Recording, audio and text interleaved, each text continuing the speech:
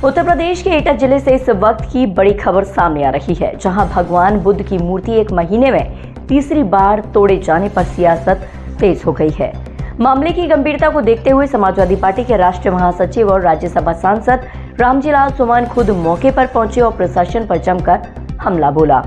एटा के थाना बगवाला क्षेत्र के गांव सिरसा बदन में भगवान बुद्ध की नई मूर्ति का अनावरण किया गया। इस दौरान मौजूद रहे सपा सांसद रामजीलाल सुमन ने यूपी पुलिस की भूमिका पर सवाल खड़े कर दिए हैं।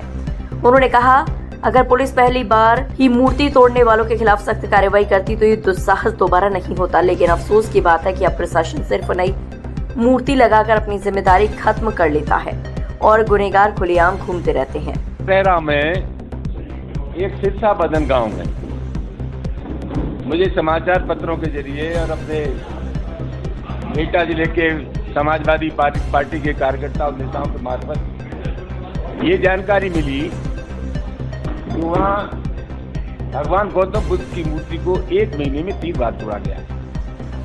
वहाँ वस्तुस्थिति की जानकारी के लिए, हकीकत क्या है इसको जानने के लिए हम पार्टी के नेताओं के साथ सिरसा बदनपुर गांव में गए।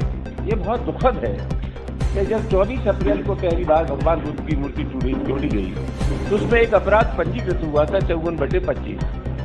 हम ये चाहते थे कि उसमें प्रभावी कार्रवाई हो। उसमें प्रभावी कार्रवाई न होने का परिणाम ये हुआ कि फिर 2 बार मूर्ति और टूटी, 24 मई को और 25 मई को। ये बहुत गंभीर घटना है। 4 घंटे में पुलिस ने दूसरी मूर्ति ला करके वहां स्थापित कर दी। पूरे देश में ये ट्रेंड बना हुआ है। प्रशासन ने ये रवैया अख्तियार कर लिया है कि जहाँ भगवान गौतम बुद्ध की और डॉक्टर अंबेडकर की मूर्तियां टूटती हैं वहाँ नई मूर्तियां स्थापित कर देते हैं। प्रशासन का काम कार्रवाई करना है। प्रशासन ने अगर संज्ञान ले लिया होता, पहली बार जो मूर्ति टूटी थी उस पर प्रभावी कार्रवाई कर दी होती तो ये 2 बार मूर्ति नहीं टूटती। लेकिन मैं आरोप लगाना चाहूंगा, एटा जनपद की पुलिस ने निष्क्रियता बरती और पहले उस मामले में कार्रवाई जो होनी चाहिए थी वो नहीं हुई। हम जानते हैं किसी भी मामले में कार्रवाई कैसे होती है।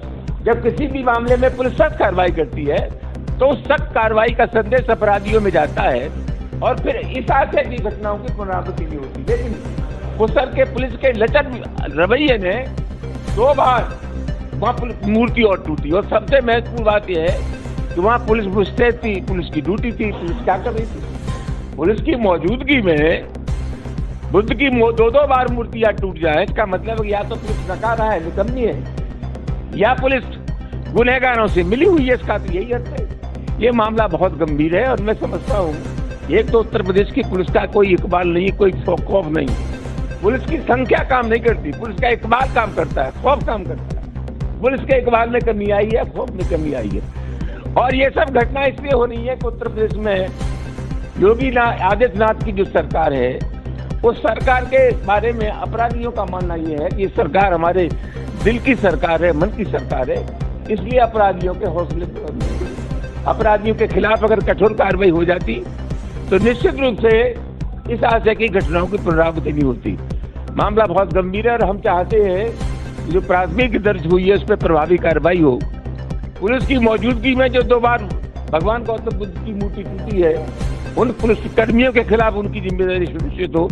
ये मामला गंभीर है और हम चाहेंगे, हम आज अपेक्षा करेंगे पुलिस प्रशासन एटा से कि वहाँ प्रभावी कार्रवाई होनी चाहिए, वरना हम अपने पार्टी के नेता और साथियों के साथ मिलकर के भविष्य की रणनीति दें। इसी दौरान रामजीलाल सुमन ने बसपा सुप्रीमो मायावती पर भी पलटवार किया। उन्होंने कहा, अगर समाजवादी पार्टी गेस्ट हाउस कांड की दोषी थी तो 2019 में मायावती ने हमारे साथ गठबंधन क्यों किया? जब हम इतने बुरे थे तो उन्होंने सपा से हाथ क्यों मिलाया? ये अध्याय अब क्लोज हो चुका है। कुंभ विवाद पर भी बयान। कुंभ में हुई मौतों को लेकर पूछे गए सवाल पर उन्होंने कहा कि मृतकों की संख्या जानना कोई गुनाह नहीं है। पूरा देश जानना चाहता है कि कितनी जाने गई, इसे छुपाया क्यों जा रहा है? अरे मेहरबानी करके, हम इतने गुनहगार थे तो 2019 में मायावती जी हमने समझौता क्यों किया? वो चैप्टर क्लोज हो गया। मायावती जी हमारे साथ आई, वो लोकसभा का चुनाव हमारे साथ क्यों लड़ा था? जब हम इतने बुरे आदमी थे तो मायावती ने क्यों हमसे संपर्क स्थापित किया, क्यों समझौता किया? इस तरह की बातों को मैं पूरी तरह रिजेक्ट करता हूँ। लगातार एक बयान जो है कुंभ पर लेकर के भी आया था। अभी मीडिया रिपोर्ट भी आई थी कि हालांकि जो संख्या सरकार ने बताई थी उसके बाद मीडिया रिपोर्ट में संख्या बढ़ी हुई बताई। अखिलेश यादव ने कहा कि सरकार ने झूठ बोला और जो लोग पीड़ित हैं जो उसमें मरे हैं उनको न्याय नहीं मिला।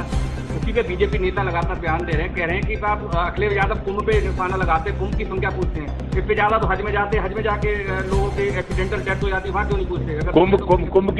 कुंभ की संख्या, मृतकों की संख्या पूछना कोई गुनाह है क्या? पूरा देश जानना चाहता है कुंभ में कितने लोग मरे, इसमें कौन सी आपत्ति होनी चाहिए?